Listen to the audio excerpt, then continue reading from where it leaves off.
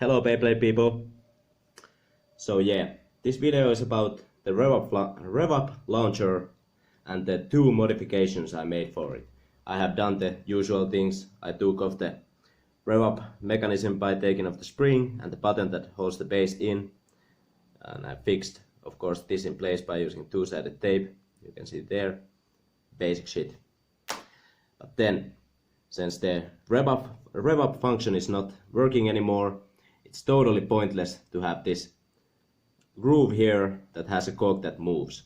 When you pull the string, the cog moves from this end to this end, and only in this end, when it's in this top position, will it engage to spin the Beyblade. So you will always, when you use this, if you have not fixed this gear in place, you have to pull the string some amount even before the Beyblade starts to spin, because this cog has to first move into the correct position. This only exists so that you can do the rev up function and pull the string many times in a row. So now that I do not use the rev up function, this is pointless. So my first modification is that I fixed it in this top position. Now I will show you now how.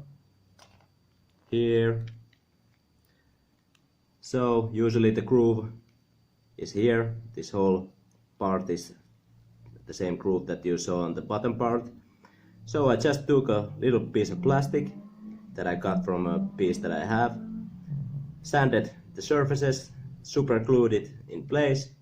Now the cog has only this correct position to stay in. It cannot move in the groove. It will snugly be in there. I will show you. I have the cog right here.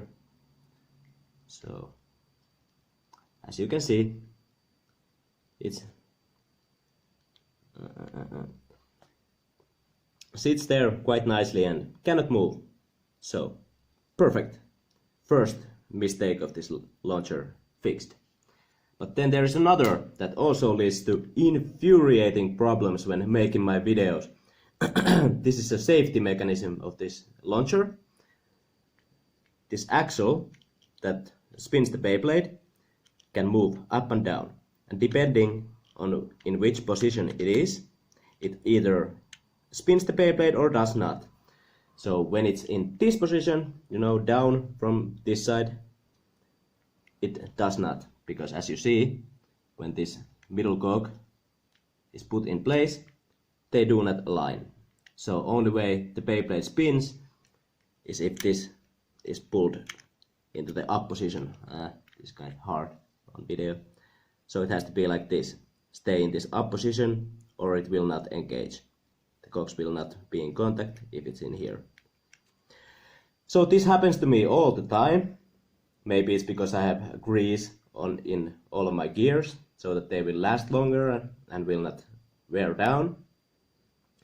If I pull the string, well, it has a mind of its own.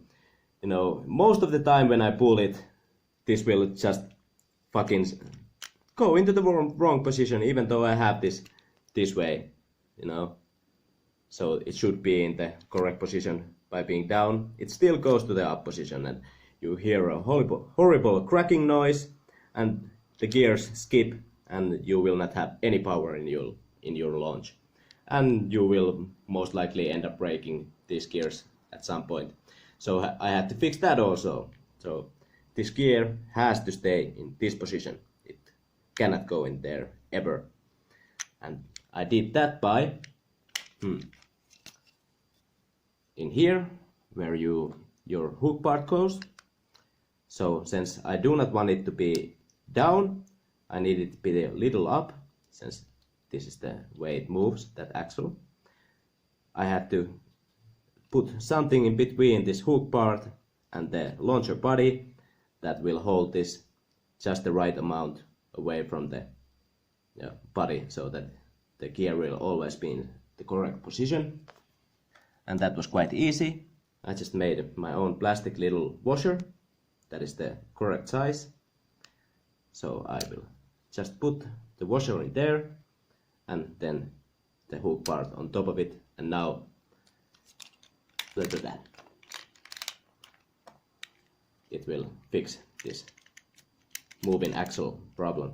So yeah, by doing these two things, you will have a rev-up launcher that will never skip, and it will engage immediately as you pull from the string. That's all I really have to say about that.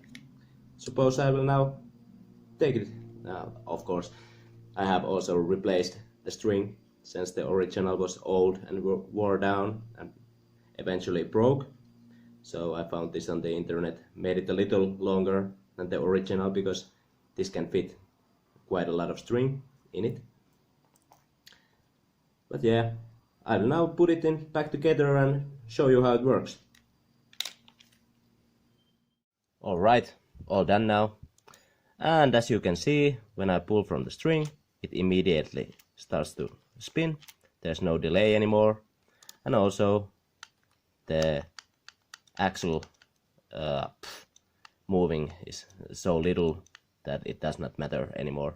The cogs do not slip. So let's test it. I have quadricoidal here. Let's see,